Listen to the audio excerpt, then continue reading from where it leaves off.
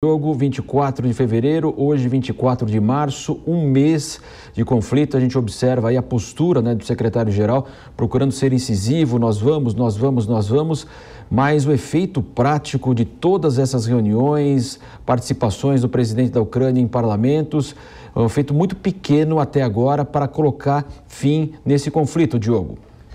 Sim, Marcelo, a posição da OTAN está muito clara. A OTAN não quer entrar diretamente nessa guerra com o objetivo de evitar que a guerra se alastre, se amplie para outros países da Europa e se transforme aí numa terceira guerra mundial. Lembrando que a Rússia detém um dos maiores arsenais nucleares do mundo e essa ameaça do uso da bomba atômica já foi feita pelos russos mais de uma vez ao longo desse conflito. Obviamente, o mundo não quer uma guerra nuclear e a Europa muito menos.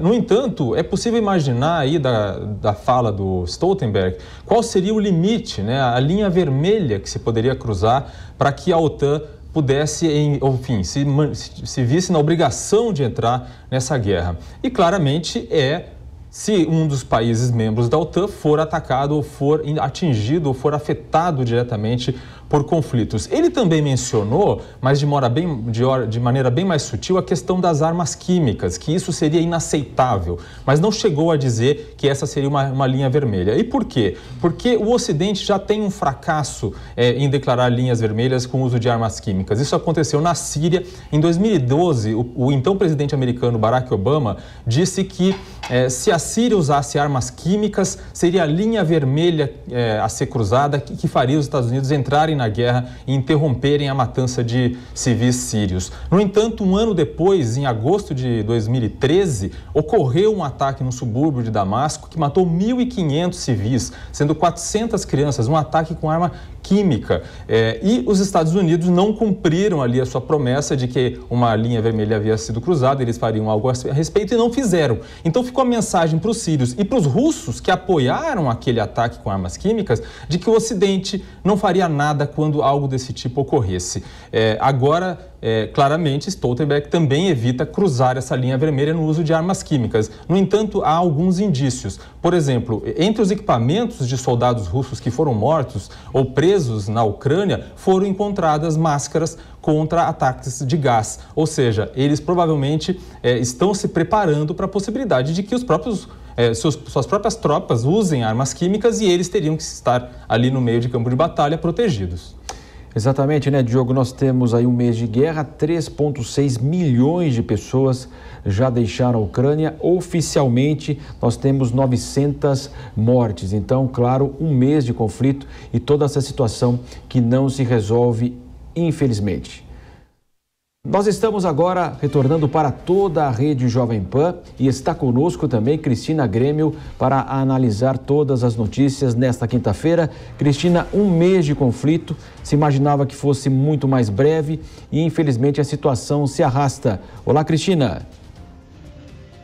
Tudo bem, Marcelo? Bom dia a todos que nos assistem, também ao Diogo que está na bancada. Um beijo para o Paulo, que teve que sair já, mas estava até agora aí.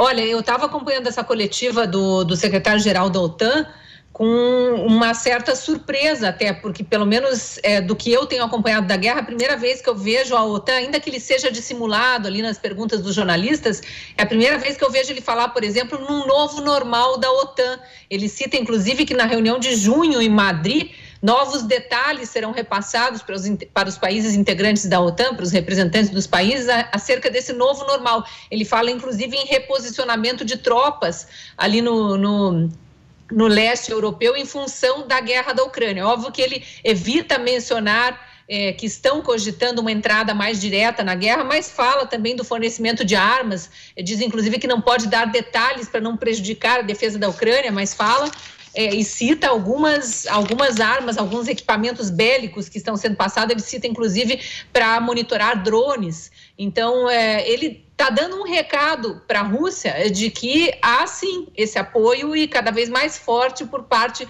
dos outros países ali do entorno, especialmente do entorno da Ucrânia, mas dos outros países também da OTAN. A Ucrânia não é da OTAN, mas a gente sabe que um dos motivos para guerra declarada, segundo o presidente Putin, foi essa insistência da Ucrânia de ser integrante da OTAN. E ele fala também essa questão que o Diogo trouxe aí, muito importante, das armas químicas. Foi bom, Diogo, você ter lembrado em mais detalhes como é que foi o uso de armas químicas na Síria, porque ele citou en passant. Nós sabemos que a Rússia já usou armas químicas internamente no seu país e apoiou o uso de armas químicas na Síria. Só que, por outro lado, como houve aquele precedente lá no governo Barack Obama de dizer não toleraremos, e toleraram, né, os Estados Unidos não fizeram nada, ele deixa o líder russo lá, o Vladimir Putin, enfim, confiante de que se precisar usar, usará, e que não haverá retaliação do outro lado. E a gente teve agora, dias atrás, também uma declaração de um representante da Rússia de que armas nucleares poderiam vir a ser usadas em caso de ameaça. Ele citou a ameaça existencial à Rússia. Então, o clima é muito ruim, né? A gente não vê avançar, mesmo como você disse, Marcelo, essas tentativas diplomáticas aí de negociação, o povo ucraniano sofrendo horrores com a invasão militar ao seu país, o povo russo sofrendo horrores com os embargos econômicos que atingem a população, não apenas o governo, né? A gente fica olhando de fora dessa guerra e imaginando isso, retaliação à Rússia, sem pensar nos milhões de pessoas que estão sofrendo com isso. E, inclusive, sofrem internamente também com a guerra de informações, porque a Rússia é uma ditadura e os russos não têm acesso à informação sobre o que realmente está acontecendo lá.